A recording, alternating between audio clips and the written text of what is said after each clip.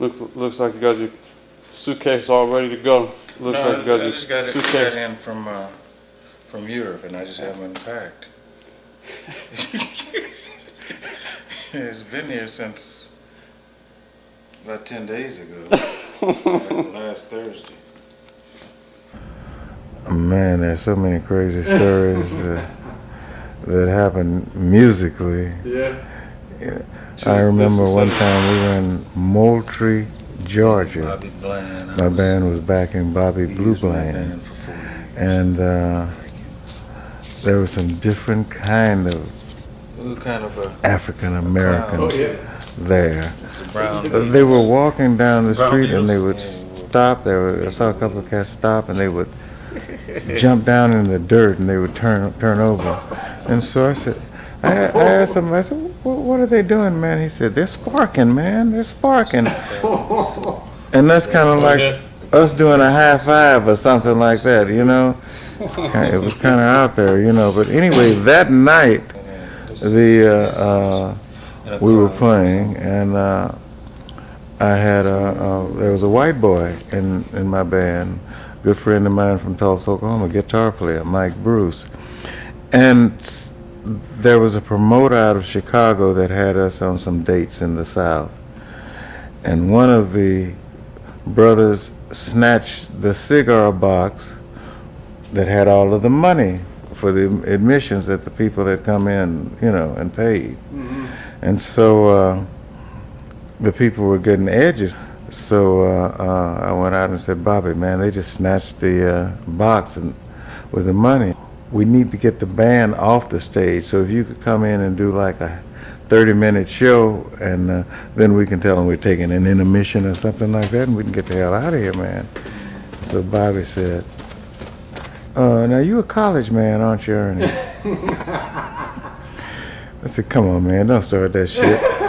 He said, well, wait a minute, let's say you just said that the money's gone, and you want me to come in here where these niggas is acting real crazy, huh? He said, Ernie, I'm getting ready to pull off. He was in a big mobile home. He said, I'll see you all in the next year. I see y'all back in Atlanta, you know. I said, man, you can't leave us like that. He said, watch me. He was out of there, man. The cat had to take a bunch of his buddies and make a human line for us to get off the stage. They were ready to just kick our butt. And so I called the police and told them what was happening. They said, man, we're not coming down there, you know. And so then I said, man, call the white police. So I called the white police, and they said the same thing. No, we're not coming down there. We're not. So, man, so my guitar player got his hospitalization card and pinned it to his. That's not fear in your eyes. Pinned it to his vest, you know, and everybody. I mean, we were really scared. But the guy got us out of there by forming a human line of just bad cats from there, you know. And they were saying, get back, leave these boys alone, get back. I was traveling like in the 60s, Doc, when the Freedom Riders were traveling, and like having a white boy with me, we looked like the Mod Squad or something like that, if you remember the Mod Squad. This is my room. This is your room, huh?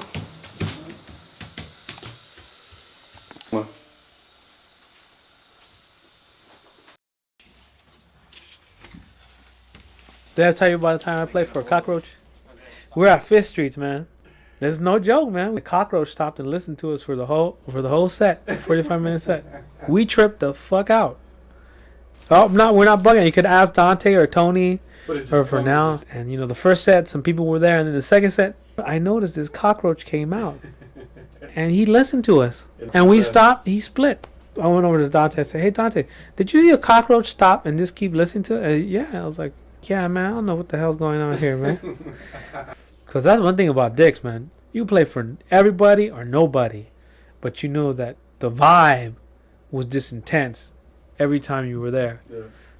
And that's one thing that you can't find, you know. So I spent all my time, 88 to 90, basically out in the South Bay playing in big bands. I had no idea.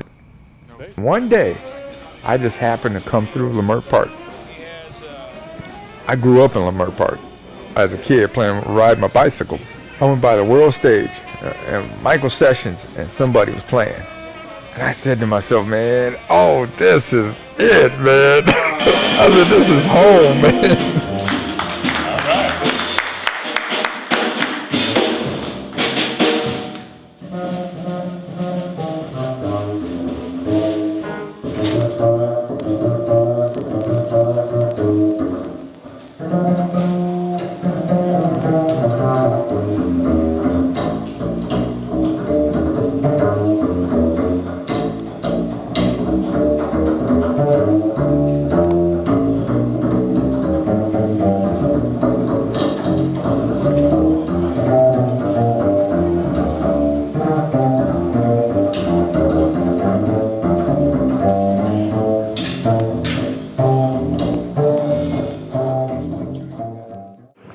Still got an opportunity to keep your stuff going, man. That's what you got to do, man. You got to start thinking about that.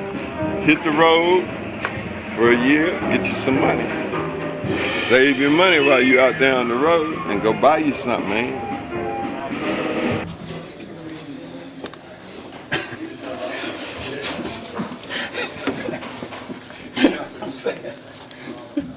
What's up, man? That's bullshit.